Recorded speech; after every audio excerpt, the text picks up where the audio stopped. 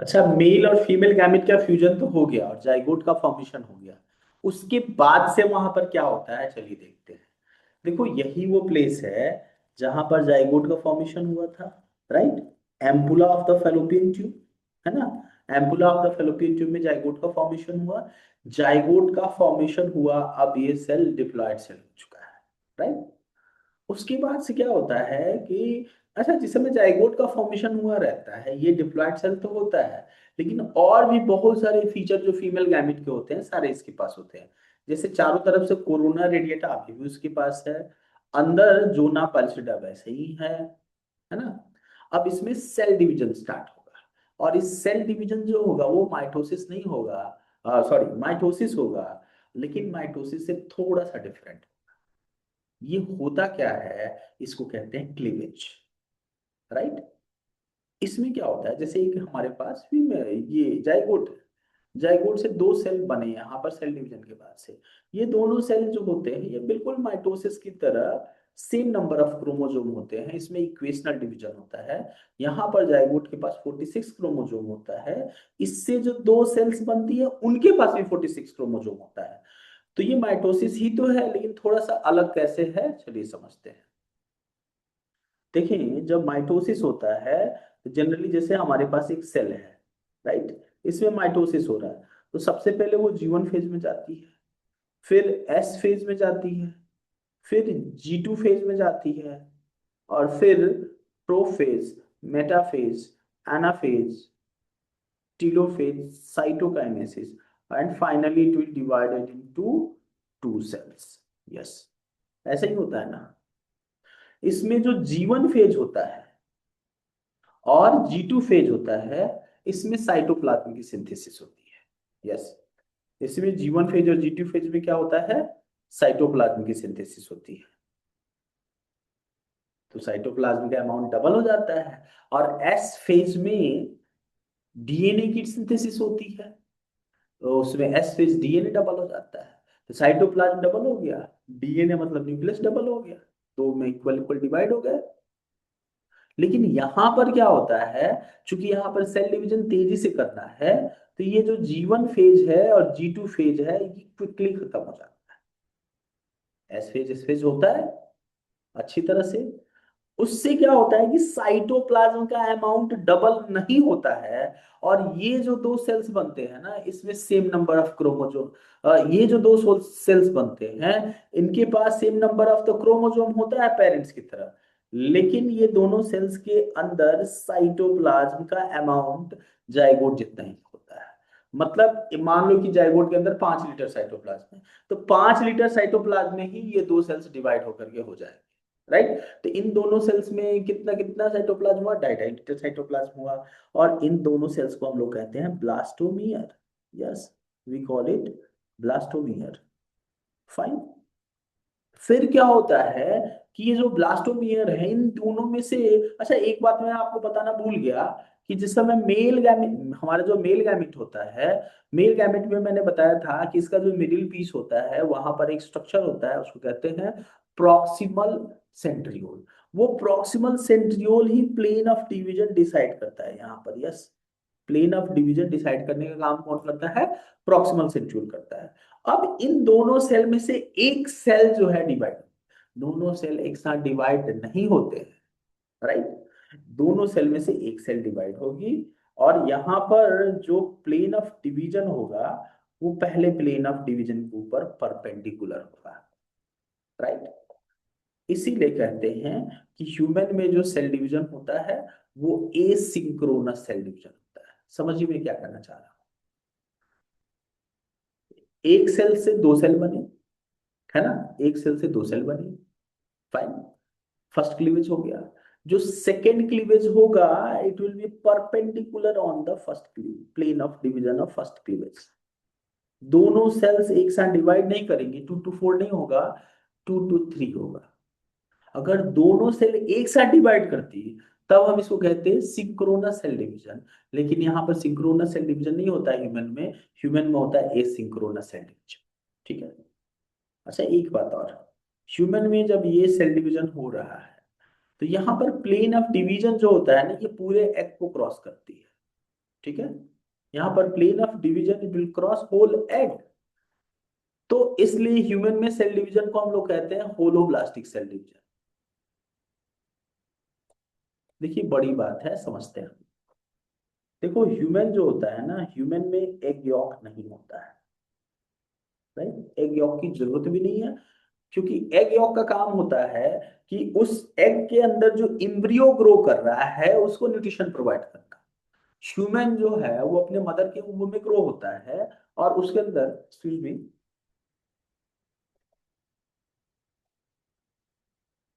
उसके अंदर प्लेसेंटा का फॉर्मेशन होता है, और वो प्लेसेंटा हर तरीके का न्यूट्रिशन अपने मदर से ले लेता है। लेकिन एग जो होता है, एग जब ड्रॉप होता है बॉडी से बाहर, जैसे बर्ड्स में, जैसे रेप्टाइल्स में, फिशेज में, एम्फीबियन में, तो वहां पर वो जो पाउच होता है, उसी पाउच के अंदर एग यॉक ही न्यूट्रिशन प्रोवाइड करेगा। मदर से कोई न्यूट्रिशन नहीं मिलता, मदर से प्रोटेक्शन मिल जाता है। तो होता क्या है कि जब वहां पर ये एक एग, एक ये फर्टिलाइज्ड एग है, बर्ड का एग है ना। अब यहाँ पर क्या है कि जो प्लेन ऑफ डिवीजन होगा, जब यहाँ पे पहला सेल डिवीजन होगा, क्या ये पूरे एग को क्रॉस कर सकता है? क्या नहीं कर सकता? क्यों नहीं कर सकता? क्योंकि दूसरी तरफ एग यॉक है, तो प्लेन ऑफ डिवीजन पूरे एग को क्रॉस नहीं कर सकता। ऐसे सेल डिवीजन को हम लोग कहते हैं मीरोब्लास्टिक क्लीवेज। ऐसे क्लीवेज को मीरोब्लास्टिक क्लीवेज कहते हैं। लेकिन ह्यूमन में क्लीवेज पूरे एग को क्रॉस करता है, because it has not egg York. तो ऐसे क्लीवेज को हम लोग कहेंगे होलोब्लास्टिक क्लीवेज। तो ह्यूमन में होता है होलोब्लास्टिक क्लीवेज, और जिसके पास एग यॉक ज्यादा होता है उसके पास, उसको होता है मीरोब्लास्टिक क्लीवेज होता है। फाइन। उसके बाद से क्या हुआ कि यहाँ पर 3 सेल स्टेज बना, फिर आगे ये divide, 4 cell stage, 8 cell stage, 16 cell stage बनते चला गया। और धीरे धीरे सेल डिवीजन हो रहा है, ये धीरे धीरे धीरे धीरे यूट्रस की तरफ जा रहा है। यस, यूट्रस की तरफ मेल जो है, सॉरी, जाइगोट जो है डिवाइड हो रहा है, इम्प्रूव बन रहा है, और यूट्रस की तरफ जा रहा है। फैलोपियन ट्यूब के एंड तक आते आते 4-5 दिन बीत जाते हैं। और ये जो इम्ब्रियो बनता है, इस इम्ब्रियो का स्टेज 8 to 16 सेल स्टेज का होता है। इसको मोरूला कहते हैं। देखिए मोरूला जो होता है 8 to 16 solid mass of cell होता है, सॉलिड मास ऑफ सेल है। फाइन। मोरूला के पास जोना पैलिसिडा है क्या? अभी भी जोना पैलिसिडा इसके पास है, जोना पैलिसिडा होती है। कोरोना रेडिएटा है क्या? नहीं, कोरोना रेडिएटा घिस चुका है, डिग्रेड हो चुका है। 8 to 16 सेल का स्टेज का होते होते 4 से 5 दिन बीत जाते हैं। फैलोपियन ट्यूब के एंड में चला आता है, बिल्कुल एंड में चला आता है। उसके बाद से ये मोरुला एंटर कर जाता है यूट्रस में, और ये नेक्स्ट स्टेज पे चला आता है। उस नेक्स्ट स्टेज को हम लोग कहते हैं ब्लास्टोसिस्ट। यस, ये जो नेक्स्ट स्टेज है ब्लास्टोसिस्ट कहते हैं। मोरूला 8 to 16 सेल्स का स्टेज था, सॉलिड मास ऑफ सेल्स का। सेल्स को हम लोग यहाँ पर ब्लास्टोमियर कहते हैं। मोरूला तक जितनी भी सेल्स होती है सबको ब्लास्टोमियर कहते हैं। ठीक है, सारी की सारी सेल्स एक तरह थी, और दो सेल्स के बीच में कोई डिस्टिंक्शन नहीं था, कोई भी डिफरेंशिएशन यहाँ पे नहीं हुआ। लेकिन जब ब्लास्टोसिस्ट स्टेज आया, मोरूला, मोरूला के बाद से जब ब्लास्टोसिस्ट स्टेज आया, तो इस ब्लास्टोसिस्ट स्टेज में देखिए क्या हुआ कि सेल्स जो हैं ये 2 टाइप की हो गई। कुछ सेल्स तो ऐसे ये सराउंडिंग के सेल्स हो गई, जिनको ट्रोफोब्लास्ट सेल्स कहते हैं। और कुछ सेल्स सेंटर में हैं, इन सेल्स को कहते हैं हम लोग इनर सेल मास। यस, इनको क्या कहते हैं? ये सेंटर में आपको जो सेल्स दिख रही है ना, इनको कहेंगे हम लोग inner cell mass. Inner cell mass है, ठीक है। और बीच में एक कैविटी है, इस कैविटी को हम लोग कहते हैं ब्लास्टोसील। तो ब्लास्टोसिस्ट के अंदर trophoblast cells in surrounding, zona pellucida still present, और अंदर इनर सेल मास है जो फ्यूचर में फीटस बनेगा।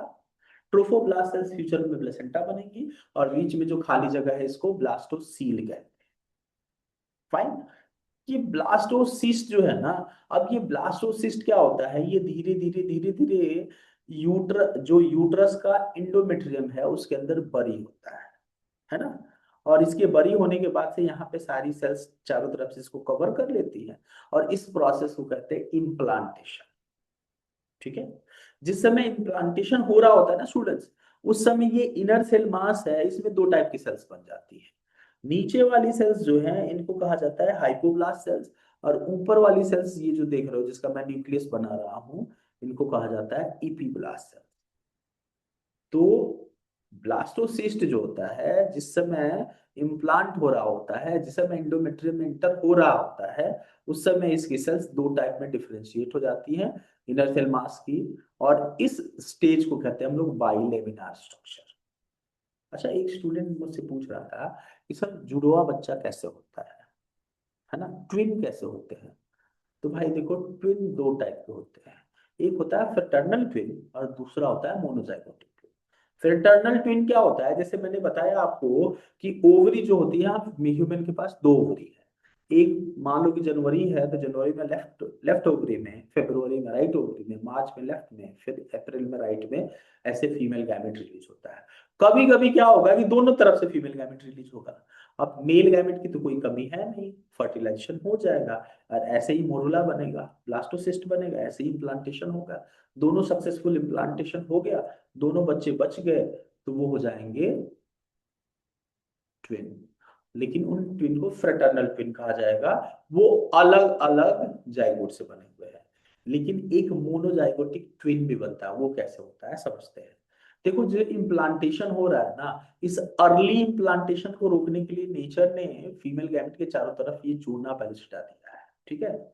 जोना पैलिसिडा रहता है तो ये फेलोपियन ट्यूब या कहीं भी इम्प्लांटेशन नहीं होता है। अच्छा, इम्प्लांटेशन अगर यूट्रस के अलावा और भी कहीं होना तो उसे हम लोग कहते हैं एक्टोपिक प्रेगनेंसी। फाइन। अब यहां पर होता क्या है कि ब्लास्टोसिस्ट में एक छोटा सा पोर क्रिएट होता है, और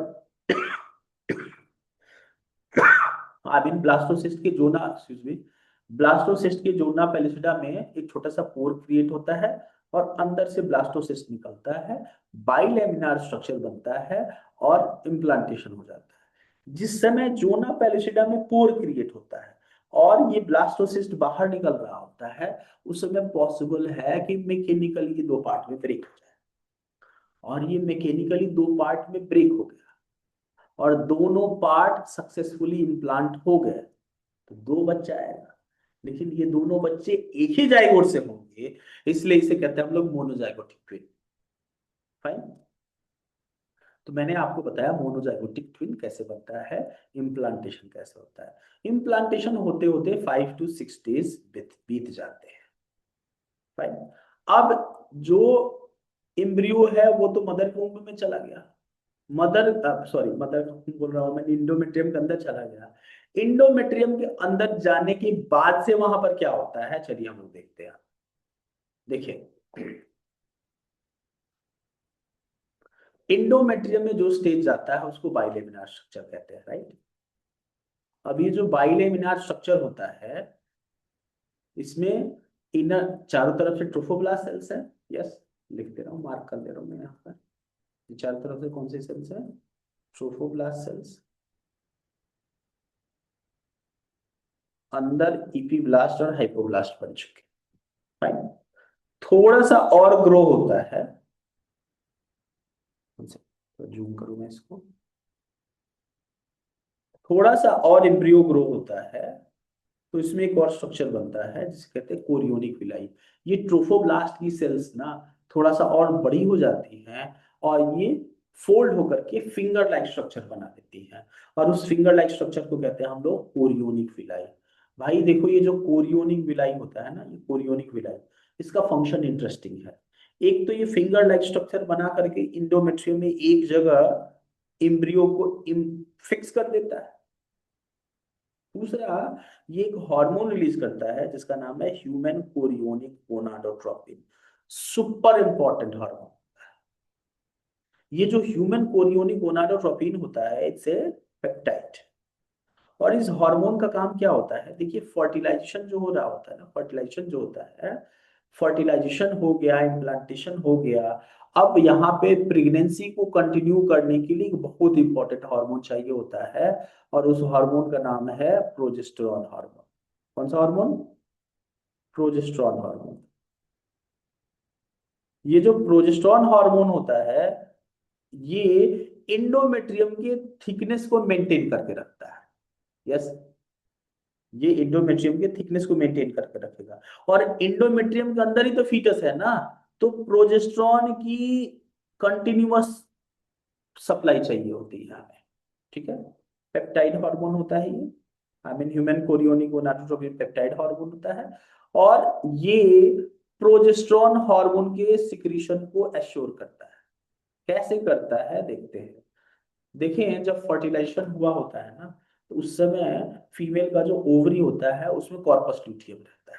ये कॉर्पस ल्यूटियम को 9 मंथ तक मेंटेन करके रखता है। यस, जो कोरियोनिक विलाई से ह्यूमन कोरियोनिक गोनाडोट्रोपिन सिक्रीट हो रहा है, ये कॉर्पस ल्यूटियम से, जो कॉर्पस ल्यूटियम को मेंटेन करके रखता है। कॉर्पस ल्यूटियम को अगर फर्टिलाइजेशन नहीं होता है तो उसको मेंटेन करके रखने का काम करता है ल्यूटिनाइजिंग हार्मोन।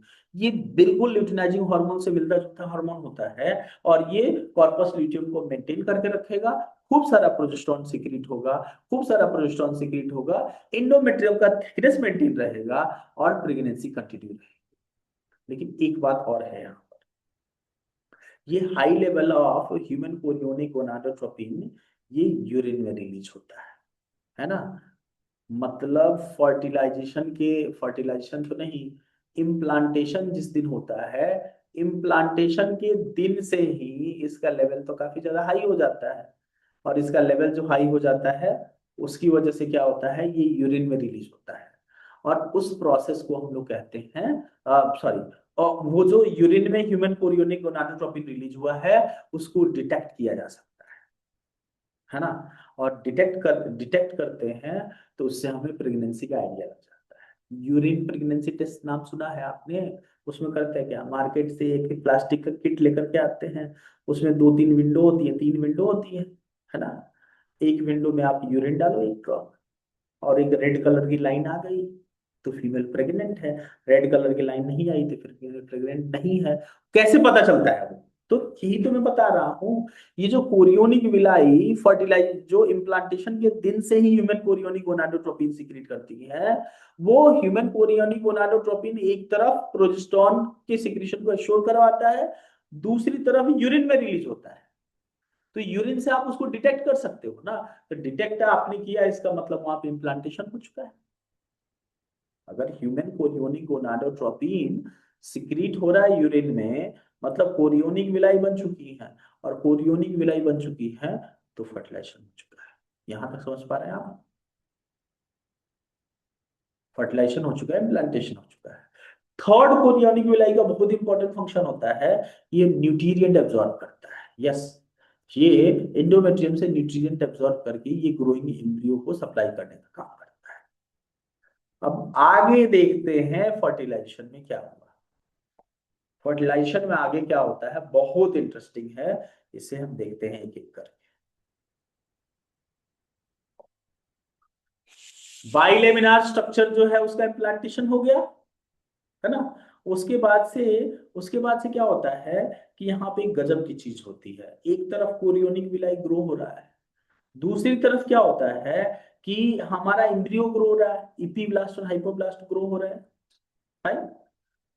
फिर क्या होता है कि ये जो इपीब्लास्ट और हाइपोब्लास्ट होते हैं, ये थोड़ा सा अपने आप को रीएडजस्ट करते हैं, और रीएडजस्ट करने के बाद से ये थोड़ा सा, हाँ, ये जो हमारा आई मीन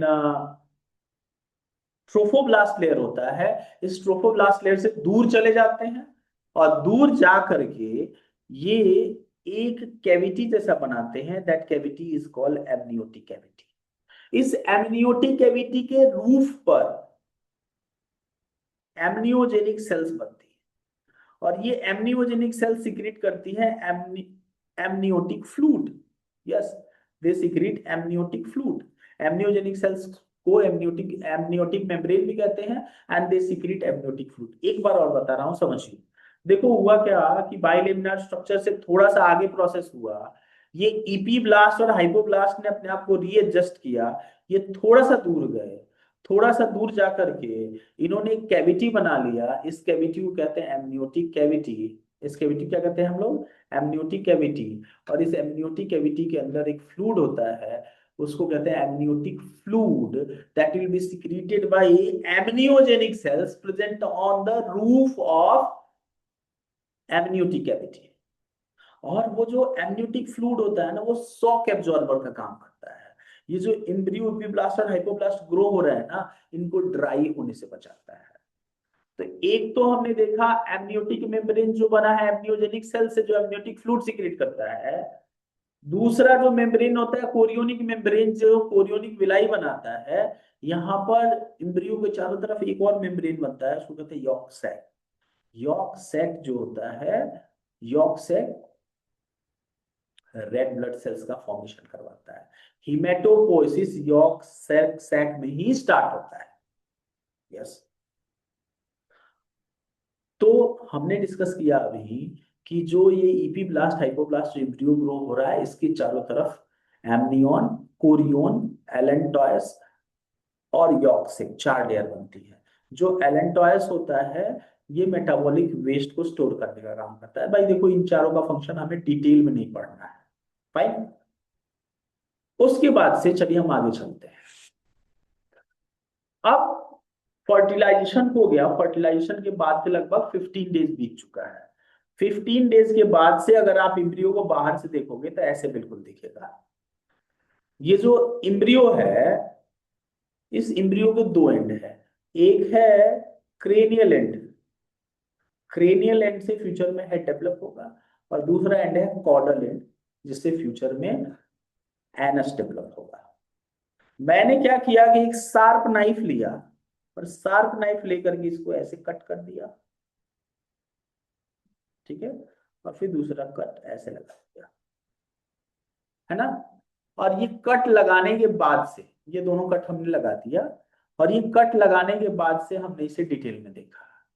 हमने देखा कि अब देखिए अब क्या हुआ। ब्लास्टोसिस्ट के आगे चीजें जा चुकी है। हमने ऑब्जर्व किया कि यहाँ पर जो ब्लास्टोसिस्ट का जो ब्लास्टोसील है ना, वो सेल से पूरा भर चुका है, ऑब्लिटरेट हो चुका है। यस। ये ब्लास्टोसिस्ट का जो ब्लास्टोसील है, वो पूरा सेल से ऑब्लिटरेट हो चुका है, भर चुका है ना। एक चीज तो हमने ये ऑब्जर्व की, हमने देखा ईपी ब्लास्ट और हाइपोब्लास्ट और भी ज्यादा ग्रो हो चुका है। तो इम्ब्रियो के अंदर दो सेल्स की लेयर है, एक है इपीब्लास्ट और दूसरा हाइपोब्लास्ट।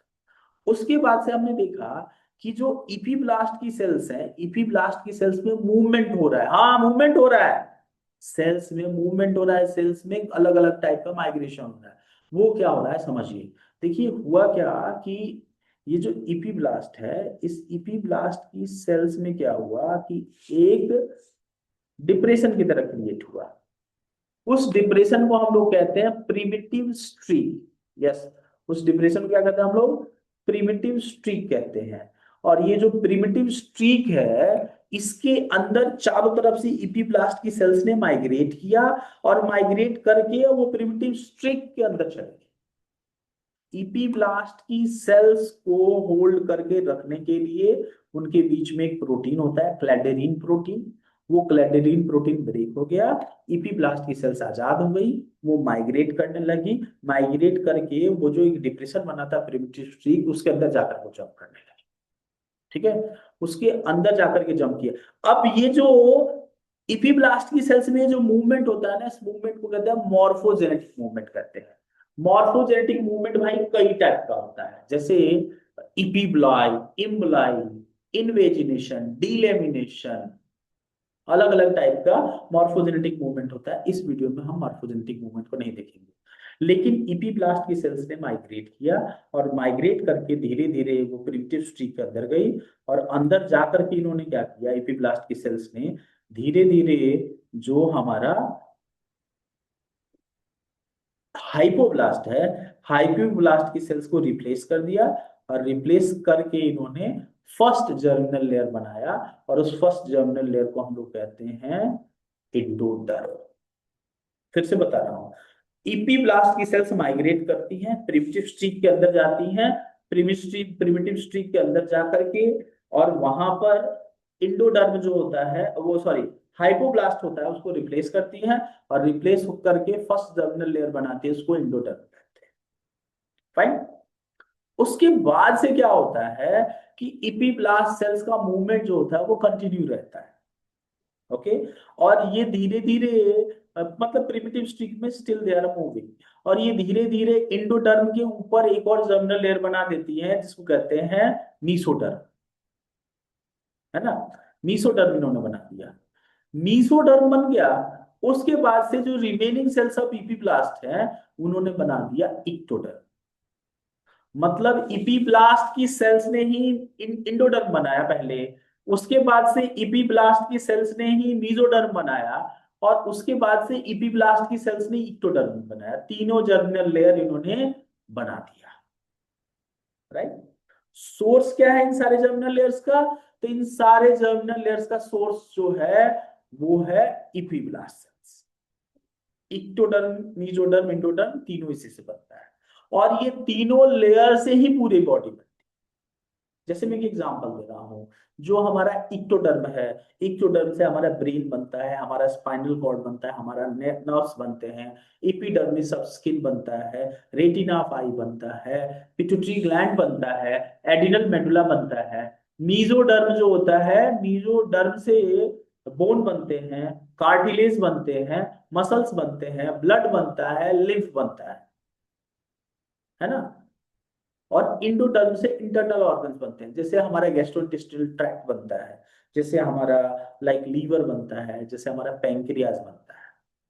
तो इस तरह से इस तीनों लेयर से ही हमारे पूरे बॉडी का स्टेब्लिशमेंट होता है। फाइन। पहले था मोरूला, मोरूला के बाद बना ब्लास्टुला, और ब्लास्टुला के बाद से जब एक बार ब्लास्टोसिस्ट ऑब्लिटरेट हो गया, मॉर्फोजेनेटिक मूवमेंट होने लगा, तब हम इसको कहते हैं गैस्ट्रुला। फाइन, गैस्ट्रुला कहा जाता है। अब फीटस, इसी तीन लेयर से हमारी पूरी बॉडी बनी। फीटस जो होता है, अब ये एम्ब्रियो ग्रो होता है, और इससे बेबी जो बनता है उसको फीटस कहते हैं। ये फीटस मदर के उम्र में कितने दिन रहता है? 280 डेज तक रहता है। 280 डेज तक मतलब फर्टिलाइजेशन के दिन से अगर आप गिनोगे तो 266 डेज, फर्टिलाइजेशन के दिन से गिनोगे तो 266 डेज, और जिस मंथ में फर्टिलाइजेशन हुआ है उसके 14 डेज को भी ऐड कर दोगे तो 280 डेज। तो 280 डेज तक ये मदर के उम्र में रहता है, और मदर के उम्र में रहने के बाद से अपना 280 डेज बाद, 9 मंथ के बाद से डिलीवर हो जाता है। यस। अब अंदर क्या होता है, अंदर क्या टाइमलाइन होती है, थोड़ा सा हम उसको देखते हैं। देखो हम मतलब काफी बेसिक लेवल पर चीजों को फोकस करेंगे। देखो जो प्रेगनेंसी होती है वो 3 मंथ की होती है।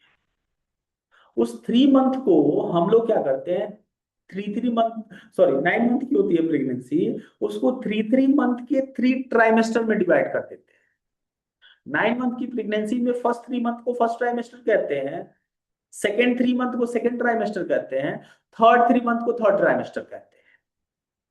अब जो फर्स्ट ट्राइमेस्टर होता है उसके फर्स्ट मंथ में क्या होता है, हार्ट जो होता है वो डेवलप हो जाता है।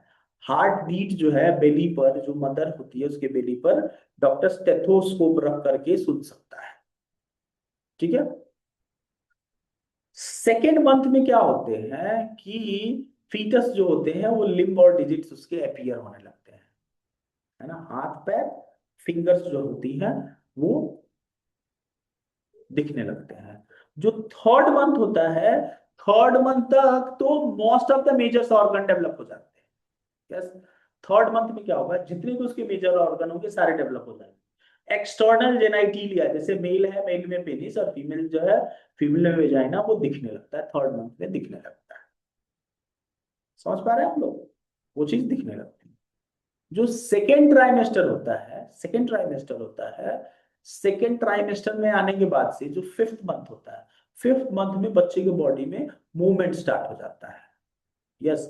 बच्चे की बॉडी में मूवमेंट स्टार्ट हो गया। ओके। उसके सिर पर हेयर अपीयर हो जाते हैं, किस मंथ में? Fifth month.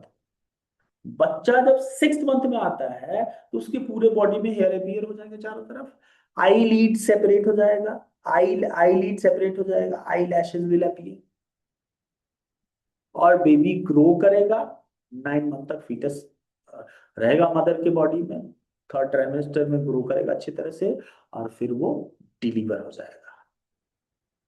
तो हमने ये जो वीडियो है, हमने इस वीडियो में देखा कि फर्टिलाइजेशन के बाद से इम्प्लांटेशन कैसे होता है, मोनोजाइगोटिक ट्विन और फ्रेटर्नल ट्विन क्या होते हैं, बाइलेमिनार स्ट्रक्चर क्या होता है, एमनियन, कोरियन, एलेंटोइस और यॉक्सिक क्या होते हैं, ह्यूमन कोरियोनिक गोनाडोट्रोपिन क्या होता है, गैस्ट्रुला क्या होता है। Gastrula, hallmark of gastrula is morphogenetic movement.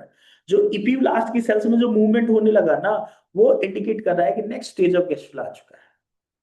और दूसरा ऑब्लिटरेशन ऑफ ब्लास्टोसील। उसके बाद से इपी, इक्टोडर्म, मीजोडर्म, इंडोडर्म का स्टेब्लिशमेंट कैसे होता है ये भी बता दिया मैंने।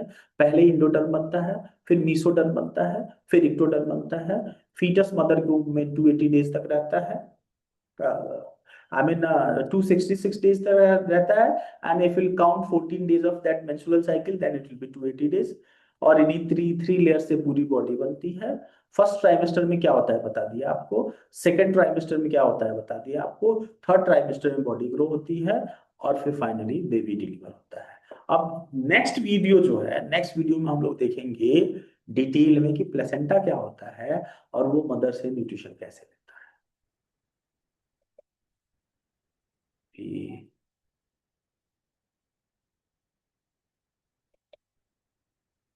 आज्ञा दीजिए हमें। नमस्कार, जय श्री राम।